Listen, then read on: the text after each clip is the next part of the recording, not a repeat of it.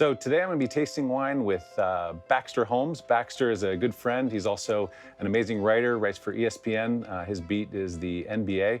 I knew Baxter through his work before I knew him as a person, and he did an amazing piece on wine tasting in the NBA and Coach Popovich and the Banana Boat Gang, and had a chance to speak with him about one of those pieces, and over the years have been able to drink some wine with him as well. So looking forward to pouring some wine and having him blind taste a little bit today.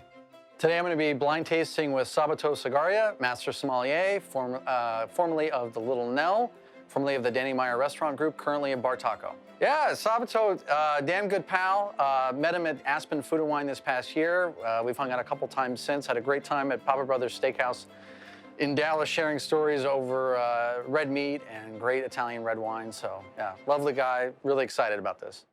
So the wine I picked for Baxter is a white Burgundy. It's Bourgogne Blanc by Domaine Fourier. And Fourier is one of the great producers based out of Gevrey-Chambertin, known mostly for red wines. This is actually the only white wine that they produce. It comes from Chambolle-Musigny, but since Chambolle is just an appellation where you can produce red wines, this is a simple Bourgogne Blanc. I think it's a fair wine for Baxter. I want to set him up for success. And it's a wine I think it's going to be generous. So I'm thinking he's going to get to Chardonnay, whether he goes New World or Old World, not too sure. But I think it's a pretty benchmark wine, so there's no way he can mess this up. No pressure, Baxter. My second wine, we're going to head to Italy. Love Italian wines. And I think for Baxter, wanted to show a wine that has a little age on it. So this is a Brunello di Montalcino by La Regnaille, and they are a small producer of Brunello. Very high elevation vineyards, so it's really a leaner style, but they have a couple parcels in great neighborhoods next to Soldera and Poggio di Sotto. So I think this is going to be a great wine that really screams Italy, and with the color variation in their glass, hopefully that'll help him see a wine that has a little development, and also be able to take it to an old world and see some of those secondary flavors that come through. So, and worst comes to worst, we get to drink two great wines today. So I have a 92 Kistler Chardonnay from Sonoma, and then the second one is a Mayacamas Merlot 1997. I think the age a little bit on the Mayacamas. Also, it's a Merlot, which and you know, a Merlot with age I think should be really kind of interesting. Oh man, Kistler classic Chardonnay producer, and again with some age. The color will be interesting. I'm curious what this looks like in the glass. So yeah, I mean, Sabato's great at what he does. I think some age, and then a little bit interesting with again with the varietal on the Mayacamas. I'd be curious to see what his process as he tries to deduce what these wines are. All right, Baxter, these are coming for you. Absolutely, yeah, absolutely. I'm intimidated to blind taste of the Master Sommelier. They're the Navy SEALs of what they do, the very best of the best. They can look at a glass of wine and tell you what's in it. And I am certainly not of that caliber, so he's going to wipe the floor with me today, and I'm going to have to go eat a big, humble pie right after this.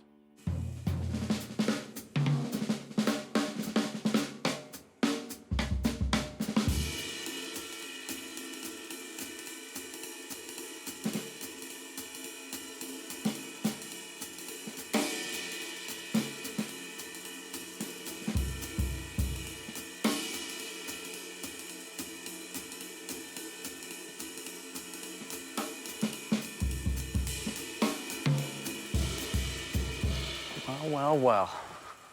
All the blind tasting joints in LA, you got to walk into here. They told me I'd find you here. You ready? As ready as I'm going to be. Okay.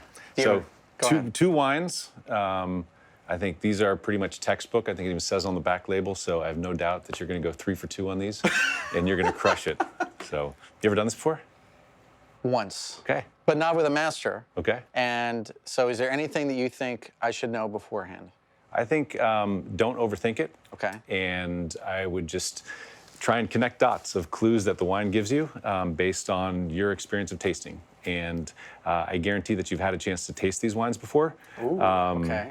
And so just try and see what the clues are that the wines give you, and don't get derailed from that, and don't overthink it, because when you overthink it, that's when you start to backpedal, and stick with your initial thoughts. Now, the MS exam, you guys go white to red, so do you want You me can to go do that? whichever way you'd like. I prefer to go white to red. Okay. So have at it. I'm going to be drinking along and taking mental notes so I can channel you when I go and Okay. nail yours. All right. I believe we're going to start with the white. Yep. Is that if I'm calling it? Yeah. Mm-hmm. Oh, okay. I have to say I am nervous. I can feel my heart pounding a little bit. I would talk through it, talk out loud, and that way it's a way to make sure that what you're picking up on the palate are clues that you put out there, and I can try and help you connect those dots there.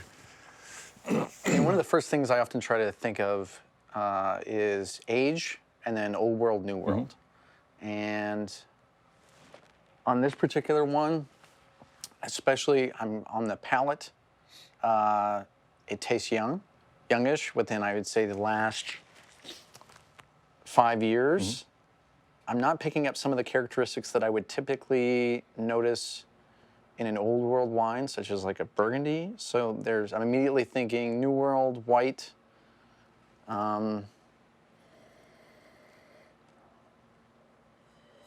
In terms of fruit, what kind of fruit characteristics are you getting? Citrus, like lemon. It's bright, man. Ooh. You usually kind of look at, is it, citrus, tree fruits, stone fruits, and just sort of Stone just fruit? freestyle, and just no wrong answers here. It's Yeah, what yeah. you're picking up. So just throw those out there and make a little fruit salad. Ooh, grapefruit, definitely. That's strong. I then want to narrow it down to the grape. Let's hold on here. Okay. Condition of the fruit is also going to be really key. Okay. Meaning that sometimes, let's say if it's an older wine, it tends to be more dried fruit rather than fresh fruit. So the fruits that you put out there, Fresh. are they fresh fruits? Fresh. Okay. And when you're talking about citrus, is it sort of the meat of the citrus, or is it the pith?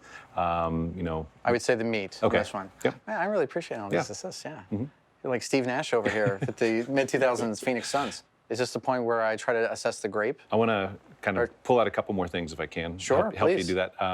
Structure is something that's really key. And so when you're looking at white wine, acidity is something that I would try and call out.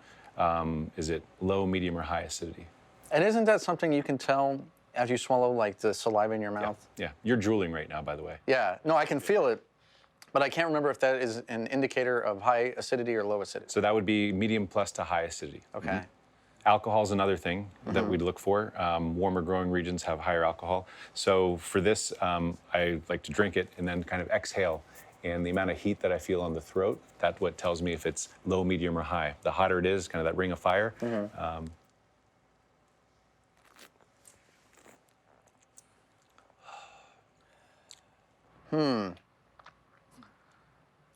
Man. You know when you drink tequila? Yeah. And you breathe out and like, oh. No, I can feel that a little bit on the, but it doesn't feel that high, to be honest with So you. we'll say it's medium alcohol. Yeah, I would Great. say medium. Another key thing that we'll want to try and hone out, does this have oak on it? Which vanilla, right? If you're getting spices, that's usually a clue that there is some sort of oak influence. It's light, but not. I don't Okay. sense a ton of it. Any sort of nuttiness coming through on the wine?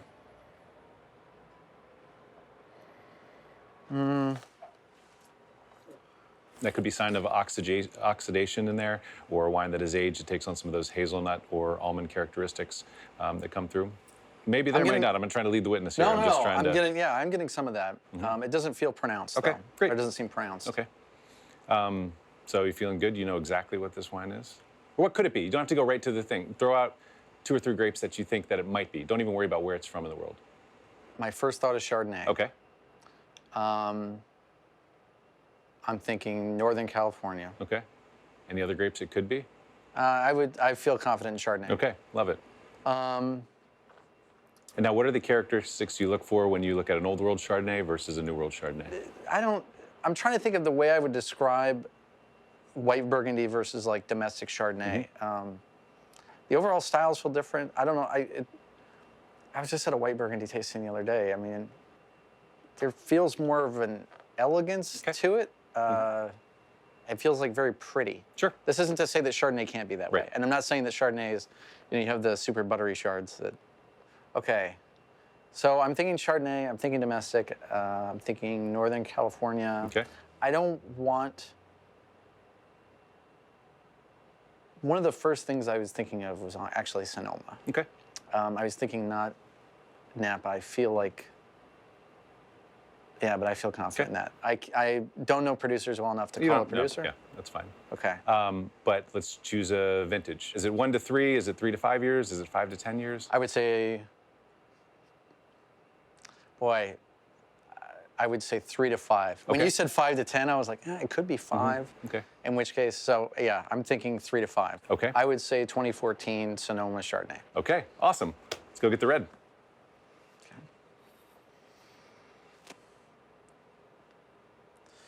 So look at first glance, this looks like it has some age on it. What makes you say that? Just the coloration around the rim, little faded. And on the nose, I can confirm that it's a little.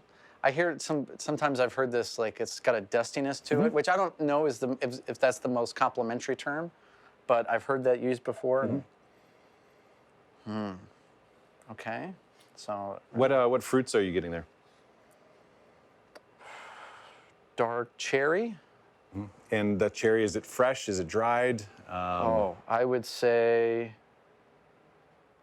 dried more than fresh. And is it the flesh? Is it the pit? Is it the stem of the cherry?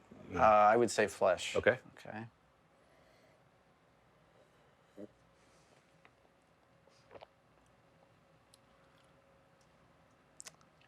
I feel like I know this producer. Wow, you went right to the producer. You didn't even mess around with the grape, the region. You're like, I know this guy's feel wife's like name. I've been to his wedding. I know his dog's name. I feel like I know this. I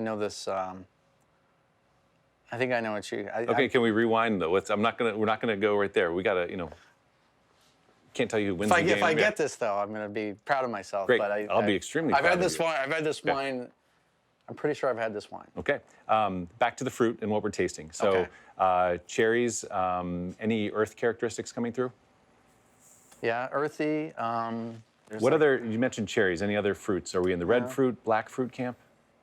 I would say black fruit. So like the plums, are plums in there, or am I? Give me characteristics of black fruits. Black fruits like blackberries, black raspberries, black cherries, currants, cassis. I would say black cherries. Okay. I would say blackberries. And as you start looking at those other fruits, are they fresh or are they dried? I would say dried. Okay.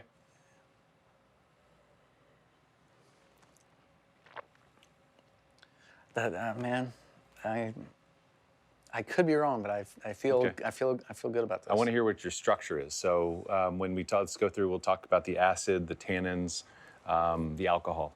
So acid, let's throw it on your tongue. Are you drooling? I am. So I would say that's medium plus, medium plus. Yeah, I mean I have to swallow again. Yeah. Now throw some under your gums. And that's where you can see if there's tannin. And if your gums stick to your teeth, that's high tannin. High tannin. I don't think you can argue about that. Especially on the roof of your mouth, you get Especially if it's the first red wine you've had of the day, probably. Yeah. Yeah. Well, I don't know what time you start your day, but let's see. Is this wine low, medium, or high? So again, Getting the heat in the back of your throat, kind of, right?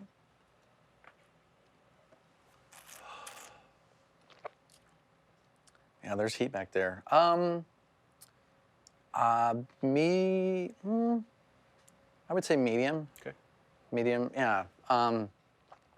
So some of the things that this is reminding me of, this tastes like Napa, but it tastes like a more classical style out of Napa, which kind of helps me narrow it down producers a little bit when I start thinking of some of the classical producers that still try to maintain a certain style. So what grape do you think it is, first of all? Give me a couple grapes. Don't just give me one grape so we can do the deductive process. The first one I'm thinking of is Cab. Okay. What else could it be? And it doesn't necessarily have to be from Napa. Anywhere in the world, any grape in the world. Oh, okay. So, I was mentioning Nebbiolo earlier. This is not Nebbiolo. Why is it not Nebbiolo? Because that's another, the deductive process. Right, and So what's not Nebbiolo-ish about this?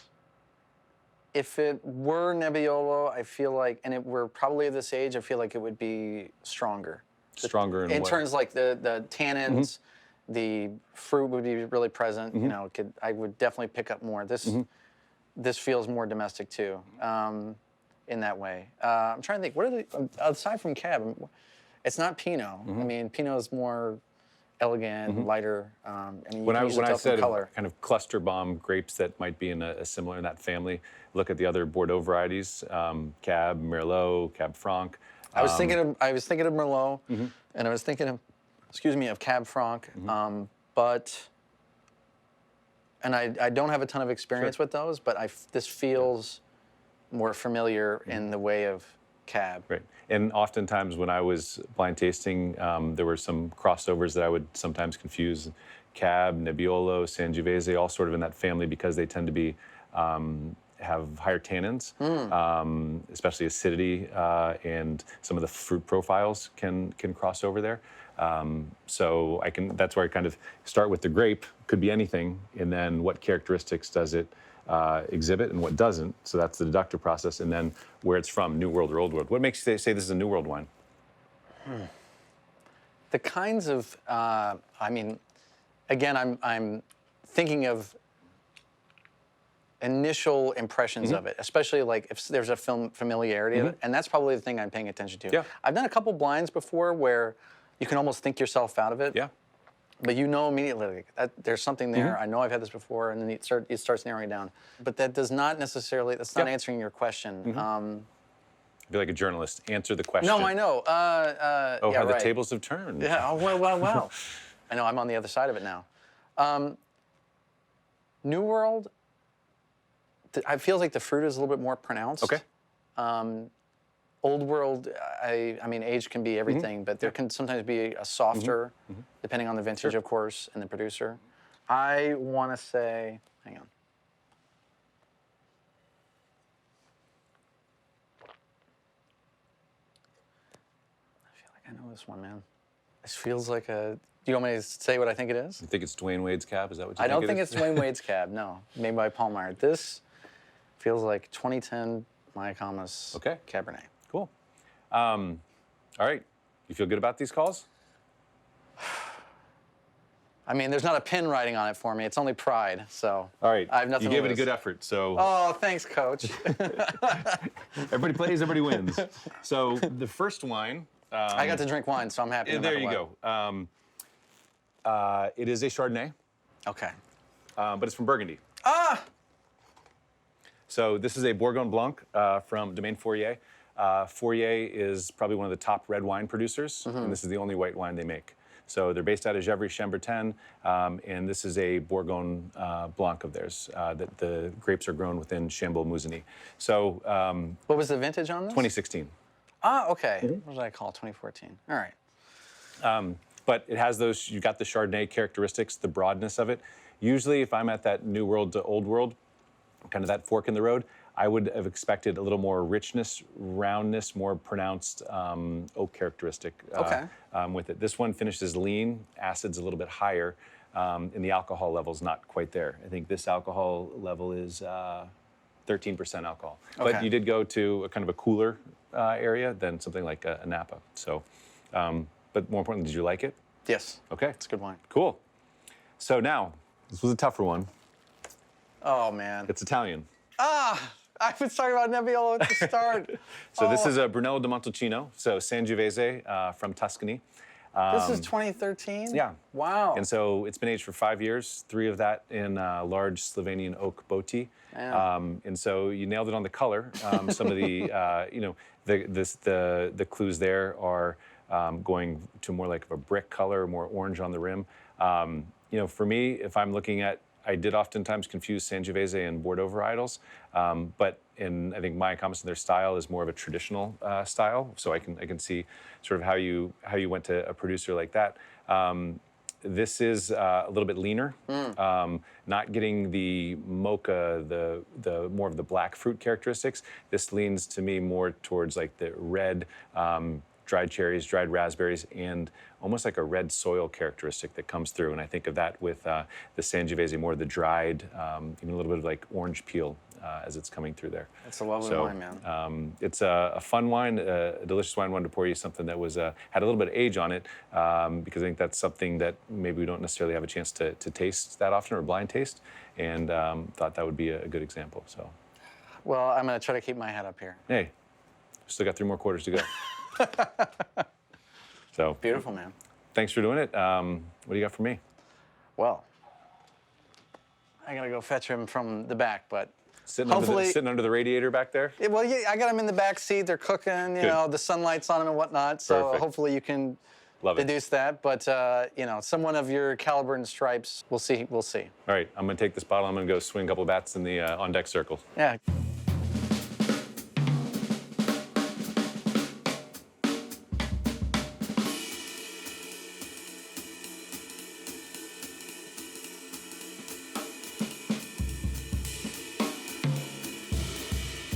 What do we have here? I don't know. I walked in and there was wine, and I don't know. We should probably drink it out of respect. All right, you want to let me know what these are? Yeah, I have the answers right here. Do you want to start there, or? All right. Well, look, you are a master sommelier. You're one of the very best in the world at what you do. So I think it's only right that you look at the wines and call them. Yeah, I think So don't that's smell them and none of that. good, because I just had a scalding hot cup of tea to wash down my spicy food, rub some Vicks Vapor Rub on, and I think I'm primed to go. Also, the root canal this morning probably set me up for success. So Hopefully aside from that, I probably work through these wines pretty easily. Hopefully there's some anesthesia as well. So you're in just a nice, like, lovely, you know, place there. But look, you're one of the best at what you do. So, Well, looking forward to this. all right. All right.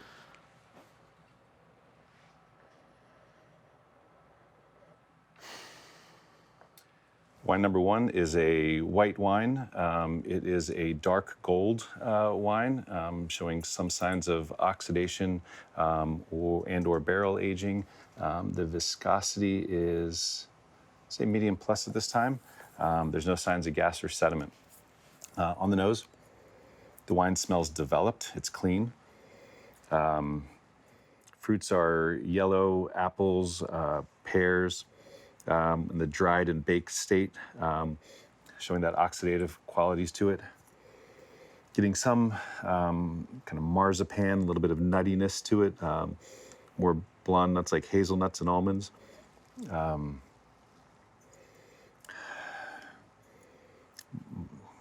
The spices, a little bit of cinnamon and vanilla. Believe it could be oak. We'll see that on the palate as we're coming through. Not a whole lot of earthiness at this point in time, and not really getting anything that's too herbaceous. So let's take a look on the palate.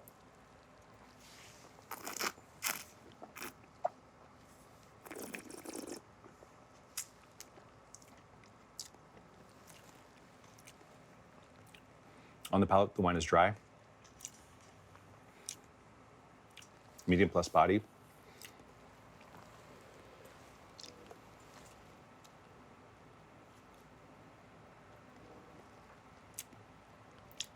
So the acid is medium to medium plus at this point in time.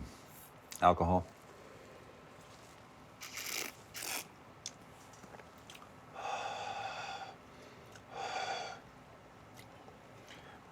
Medium plus to high alcohol on this wine. I'll say medium plus. The fruits is coming across as more of getting some citrus, but it's more like a lemon curd characteristic. It's fresh, lemon curd, getting some of the Granny Smith apple, some of the baked pear skin coming through.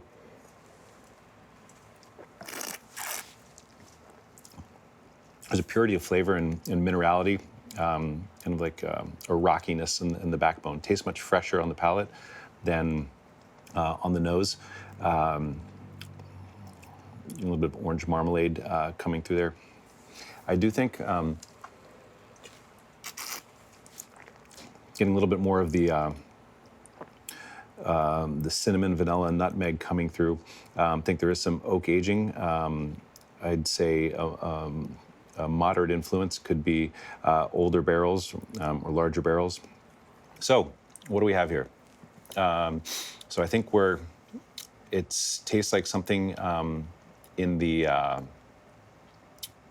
from the old world, not getting a lot of the rich creaminess or the primary fruit that I would necessarily get from the new world. Initial conclusion, I think we're in sort of that Chardonnay, Viognier, Marsanne-Roussanne camp as it's coming through. Not really getting the Viognier. I think the acid's too high. It's not really tropical enough. I think Marsanne-Roussanne was there for a little while, but then when I put it on the palate, it had more tautness, more acidity coming through here. And I think that leads me to Chardonnay. And so I think it's Chardonnay from the old world. It has some age on it. So let's see, let's go back. I'm going to go colors. Tell me one thing, palates tell me another thing. I'm going to probably go back. I think this is 10 plus on this wine. And I think this is a Chardonnay from Burgundy, from France. Premier Cru, Pullini from the, let's see, 2007 vintage. So thank you for pouring that. It's a treat. Of course. If that's what it is. If not, then I might curse you for that. So on to the red wine. Okay. So wine number 2 is a red wine. All right, so stop right there. You're great. No. Okay, I'm out. Mic drop. Wine number 2 is a red wine. It looks to be day bright. Looks at the core. It is a sort of crimson going out to a more of a brickish, orangish hue coming through there. There's no signs of gas or sediment in this wine. Not seeing any staining of the tears. And looks like we have moderate viscosity on this wine. On the nose, the wine is clean. It's developed or developing. The fruit, getting kind of a combination of dried fruit, a little bit of cherry, a little bit of currants, cassis, maybe strawberry even. It's red and black, brambly wild fruit. Earthy components coming through. It's a dusty, kind of, actually more of it's a wet forest floor, some wet leaves coming through there. I'm getting a little bit of cedary, maybe some cinnamon, nutmeg, some toasted spices indicating that this wine has some oak.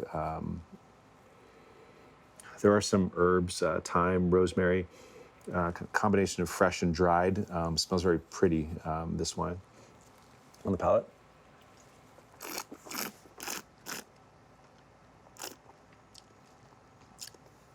The wine is dry. Acid is.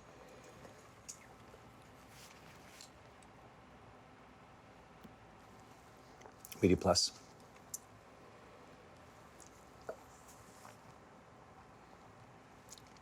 Tannins are high. It's grippy. Tastes fresh on the palate. So fruits, I'm getting those raspberries, currants, cassis. Not really as much cassis. It's more the tart fruit. So it's a little cherry pit, raspberry, maybe some blackberries.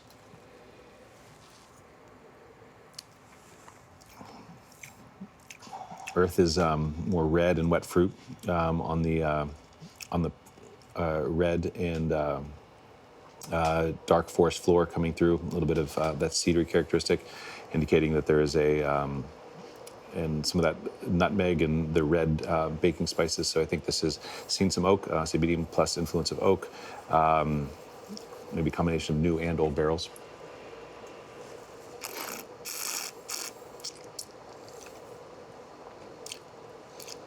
A little bit of eucalyptus, pine, rosemary coming through on the end.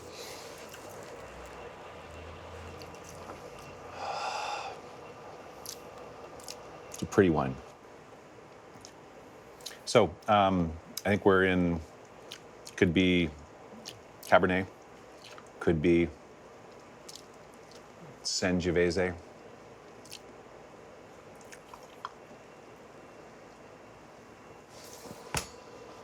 This is tannic. It's not Sangiovese. Not really getting Cabernet. It's not the chocolatey, not the menthol. It has a little more leathery characteristic to it as I'm tasting it.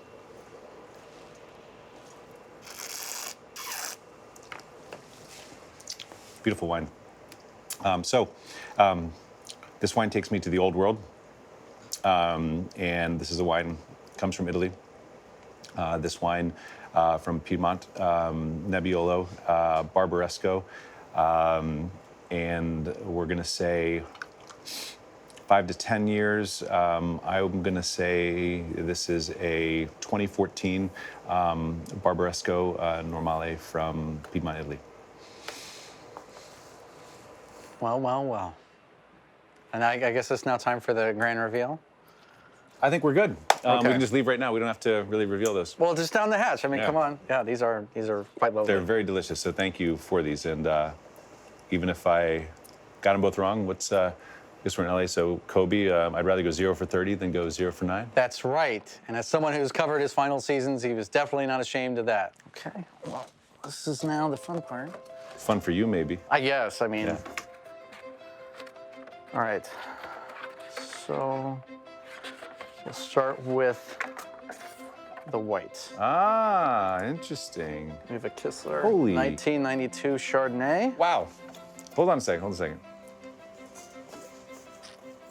That's very impressive. It's always fun when, if you're gonna swing for the fences and miss it, that's a really special bottle. So thank you for sharing that. And I wouldn't, still tasting that, I wouldn't have guessed 92. That Okay. acid is ripping.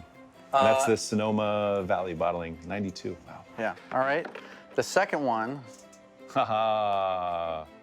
97 Merlot from Icomus. So when I mentioned to a friend of mine who does vintage and wine retailing that I was doing this with you, and I said, he's a master. I have to come correct, give him something, and I swung by there on the way morning, and he surprised me with these. So Well, thank him for these. This is a real treat. Yeah. I wouldn't have guessed 97 Merlot. I mean, there's a lot of structure on there and grip to it. And it has, it tastes so fresh. I wouldn't have guessed that it's, more than 20 years old. But it had grip and tannin that I also don't associate with Merlot. And I think it's a testament to the style of wine that was made there and it's still made there. And that's a delicious bottle. So thanks for making me feel humble. Oh, well, look, my friend, this is what his Walker Strange's, Walker Wine Company, this is what he does. He'll come to events and he'll just kind of, blow everybody's mind with interesting, unusual stuff. And Yeah. given your credentials, I wanted to see you work. But it was a pleasure. When you were going through the grid and everything, it kind of reminded me of like watching Steph Curry or some of these guys go through shooting practice, just ripping the net every time on every single shot. Oh, come on, please. No. So this was a treat. Thanks, Baxter. Thank you.